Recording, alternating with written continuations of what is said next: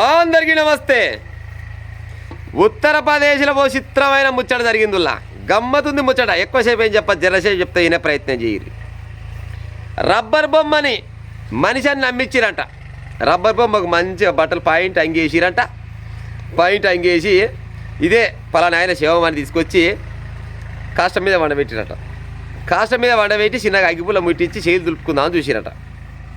మరి ఏమెక్కర ముట్టించుకుందాం అనుకురు మరి రబ్బర్ బొమ్మకంటే అక్కడనంట ఢిల్లీకి చెందినోడు ఒకడు వాని పేరు కైలాసపురికి చెందిన కమల్ సోమాని అంట అని పేరు.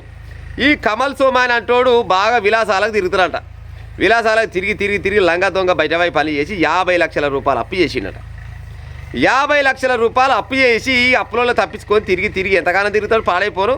ఏమైనా పైసలంటే ఇక వచ్చా చూడు, ఏమైనా పైసలంటే ఇక వచ్చా చూడు అంటున్నట్టు నా వల్ల ఏ కాలం లేదు. 50 లక్షల 7 కట్ట అనుకొని చిన్నపాటి ప్లాన్ చేసిండట. ఆడు అనుకోడు సోబత్గాడంట. ఆయన పేరు ఏం పేరు ఆశీష్ ఖురాన్ అంట. ఈ ఆశీష్ ఖురాన్ అనే సోబత్ గారి దగ్గరికి పోయినట.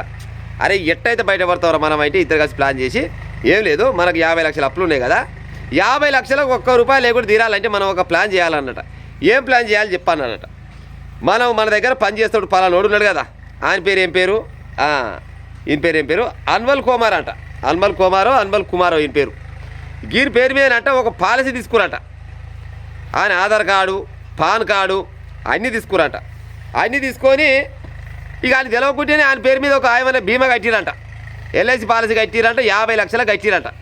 50 లక్షలు కట్టి ఎట్లా చేసి గీడి చచ్చిపోయిందని సర్టిఫికేట్ సంపాదిస్తే మనకు 50 లక్షల రూపాయలు వస్తాయని పథకం చేసిరట. వేసిరా లంగదొంగ బయటపై కావాలని పట్టుకుని చాలా మంది ఉంటారు. చాలా మంది ఆఫీసులలో కూర్చుని లంచానికి ఆశపడే లుచ్చలు ఉంటారు కదా, ఆ లుచ్చల కాడికి పోయి ఇగో పలానోని ఆధార్ కార్డుకి ఇది, పలానోని పాన్ కార్డుకి ఇది అని చిన్నగా తిరిగిరంట. తిరిగి వీడు చచ్చిపోయిండు అని సర్టిఫికేట్ కావాలని పోయినట. సర్టిఫికేట్ కావాలనగా ఆ బయట వాళ్ళు మరి ఏం పైసలు ఆశపడ్డారో ఆయనకి మాత్రం సర్టిఫికేట్ వచ్చింది. పలానోని పేరు మీద చచ్చిపోయిందని సర్టిఫికేట్ వచ్చింది. సర్టిఫికేట్ వచ్చినాక ఒక కారు తీసుకురంట. కారు తీసుకొని ఒక 4 వ్యక్తులు కలిసిరంట. 4 వ్యక్తులు కలిసి ఇక వాళ్ళ సొంత ఊరికి పోయిరంట. సొంత ఊరు యూపీకి పోయిరంట. యూపీకి పోయి ఇక పలానోడు చచ్చిపోయిండు, ధనదాన ఈయనకి సాగు చేయాలనుకొని దప్పులు లేవు, కొమ్ములు లేవు, ఏవి లేవు, ఎక్కలేవు, ధనమని కొనబోయారంట.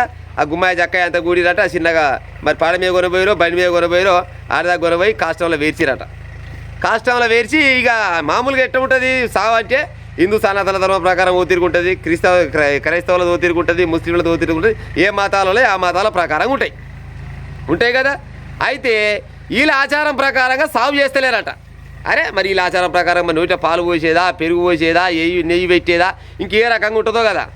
అయితే ఆచారం ప్రకారంగా చేస్తలేరు అనుకొని ఆడున్న చుట్టుపక్కల కొంతమంది ఉండి గట్టెడ చేస్తారే సాగు గిట్టా చేసి అంటే మీకు తెలియదు దూకొని మేము చేస్తున్నాం కదా, మేము వాళ్ళ దోస్తులమేనా, మా దగ్గర చాలా రోజుల నుంచి పని చేసిండు, మేము గీ మాత్రం చేయలేము అనుకొని వాళ్ళని బేరీ పోతే అల్ల వాడు తెలివికలడు ఉండి అసలుకు ఈడు పలానోడేనా అని పేరు ఉండి ఈ అన్వర్ కుమార్ అంటోడే కావచ్చునా ఈడు అనుకొని చిన్నగా పోయి బట్ట తీసినట్టు ముఖం మీదకి వెళ్ళి బట్ట గుంజినట. బట్ట గుంజిసరికల్లా ఆడు మనిషి కాదు పాడైపోరు రబ్బర్ బొమ్మ అంట.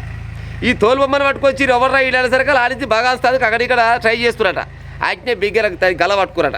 ఇద్దరు బిక్కపోయి ఇద్దరు పట్టుకొని కొడుక ఎక్కడి కథ ఏం కథ, ఈ రబ్బర్ బొమ్మ తీసుకొచ్చి మా పైన తాగా చేసి ఇప్పటిదాకా పావుడు చచ్చిపోయాడని ఏడిస్తీమి తుడిస్తీమి, ఈ బొమ్మ ఎక్కడిది ఎక్కడ లెక్క ఏం కథరా అని అనేసరికల్లా అయ్యో వీడు చచ్చిపోయిండు పాడైపోను, హాస్పిటల్లో రబ్బర్ బొమ్మని ఇచ్చి మమ్మల్ని హాస్పిటల్లో మోసం చేసినట్టు కథ పడ్డారట. హాస్పిటల్లోనే మోసం చేసినట్టు ఇలా కథ చూడు రే, హాస్పిటల్లో మోసం చేసిండు మమ్మల్ని అని హాస్పిటల్ మీద బదనాం చేయబోతే నమ్ముతారా? చిన్న పోలీసు వాళ్ళకి ఫోన్ గుద్దిరు. పోలీసు వాళ్ళు 10 నిమిషాలకి దిగిరట. 10 నిమిషాలకి దిగి ఎవడెవర్రా ఎట్టట లెక్క ఏం కథ దీని కథ చెప్పురా అని చూస్తారు కదా. ఈ రబ్బర్ బొమ్మని ఎడబట్టుకొచ్చిర్రా అసలు మీరు ఎవరురా అంటే ఇంకా అప్పుడు చెప్పిరట అసలు ముచ్చట. పోలీసు వాళ్ళ దగ్గర కూడా కథలు పడబోతే పోలీసు వాళ్ళు భర్త పూజ చేసిరట. ఇక పోలీసు వాళ్ళ దగ్గర పోతే ఎట్టుంటుంది లెక్క, ఈ విమానం మూత మోస్తారు కల్లా ఓసారి గిట్ట కాదు నేనే పాడైపోను, విలాసాలకు పోయి అక్కడిక్కడ తిరిగి 50 లక్షలు అప్పు చేసినా నా అప్పు తీరకాలం లేదు, అప్పులో మీద పడే కాలం ఉంది, ఏం చేయాలి అర్థం కాక పాడైపోను. నా దోస్తుగా నడితే ఈ దోస్తుగాడు నాకంటే బయటగాడు, వీడు నాకు సలహా ఇచ్చిండు, ఇద్దరికి నాకు మంచిగా నచ్చింది, 50 లక్షల రూపాయలు బీమా చేసిన ఈ పేరు మీద, వీడు మనిషి ఎక్కడనో ఏం కాదో తెలియదు అంటే అసలు ఆడు ఎక్కడనో నట పాడైపోను. ఇక చిన్నగా ఆ పోలీసు వాళ్ళు అదేంటి ఆ వివరాలు మొత్తం రాబట్టి వీళ్ళకి భర్త పోయి చేస్తారు కదా అసలు ముచ్చట చెప్పినట. అవురా సిగ్గిలా తప్పిన పాడకావులు కాకుంటే ఉత్త తోలు బొమ్మను పట్టుకొచ్చి దాన సంస్కారాలు చేసి పైసలు తీసుకపోతాందుకు 50 లక్షల రూపాయలు దొబ్బుదామని చూసిరు. మీకు సర్టిఫికేట్ ఇచ్చిన సన్నా శెట్టి ఇచ్చిండు, ఈయనకి ఐడియా ఇచ్చిన సన్నా శెట్టి ఇచ్చిండు. ఆ ఊరోళ్ళకు మామూలుగా ఇంటికాడ పీనిగా తీసేటప్పుడు తానం చేపిస్తప్పుడు జపం చేపిస్తప్పుడు ఏదో రకంగా ఎంతో కొంత అనుమానం రావాలి కదా. ఈడ రాలేదు, తీర ఆడి పోయినాక ఆడ వచ్చింది అనుమానం. ఆడ కూడా పోవాలన్నా కళ్ళు మూసుకొని కానీరు అని గాసుండ బాగా గుప్పేసి అగ్గిపుల ముట్టేసి కథమవు కదా. ఓ గిసవంటి బట్టవాయి లంగా దొంగలు రాజంలో తిరుక్కుంటూ కూర్చున్నారు. జర జాగ్రత్తగా ఉండేది. ఇసోవంటి స్కాములు చాలా రకాలుగా కంపెనీలలో పనిచేసే వాళ్ళ దగ్గర జరుగుతుంటాయి. వీళ్ళకు కొంతమంది బట్టవాయి కాళ్ళు సోపత అవుతారు.